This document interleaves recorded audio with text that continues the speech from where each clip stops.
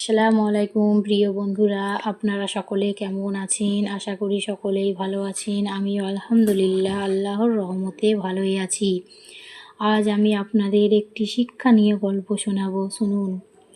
একবার এক রাজা তার 3 মন্ত্রীকে ডেকে বললেন, এই নাও, তোমাদের একটা করে খালি বস্তা দিলাম। তোমাদের কাজ হবে বনে গিয়ে বিভিন্ন ফল কুড়িয়ে এই বস্তা ভরে নিয়ে আসবে।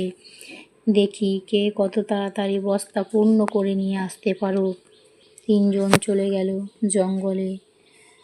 প্রথম মন্ত্রী চিন্তা করল, রাজা বলেছেন তাই ভালো ভালো ফল কুড়িয়ে বস্তা পূর্ণ করি, এবং সেই মতো জঙ্গলে ভালো ফল কুড়িয়ে বস্তা ভরে ফিরে আসলো। দ্বিতীয় মন্ত্রী চিন্তা করল, রাজা তো সব ফল দেখবেন না, তাই হাবিজাবি পচা ফল দিয়ে সে নিচের দিক পূর্ণ করে উপরের দিক শুধু কিছু ভালো ফল দিয়ে বস্তা পূর্ণ করল এবং ফিরে আসলো।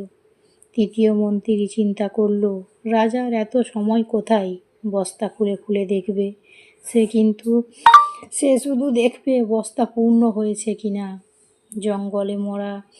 জঙ্গলে মরা পাতা ঘাস কাঠ দিয়ে বস্তা পূর্ণ করে নিয়ে এলো। 3 মন্ত্রী রাজার দরবারে হাজির। রাজা সবার বস্তা পূর্ণ দেখে খুশি হলেন। তিনি বস্তাগুলো খুলেও দেখলেন না।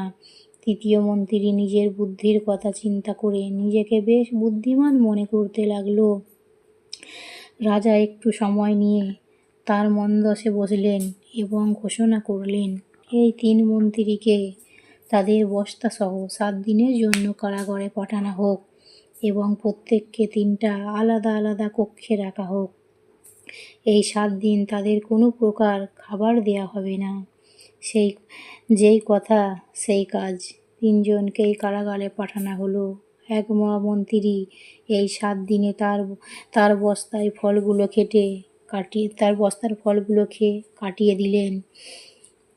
দ্বিতীয় মন্ত্রী তার যত ভালো ভালো ফল ছিল 2 দিন খেতে পারলো, বাকি দিন পচা ফল খেয়ে কাটানোর চেষ্টা করলো, কিন্তু তিনি অসুস্থ হয়ে পড়লেন।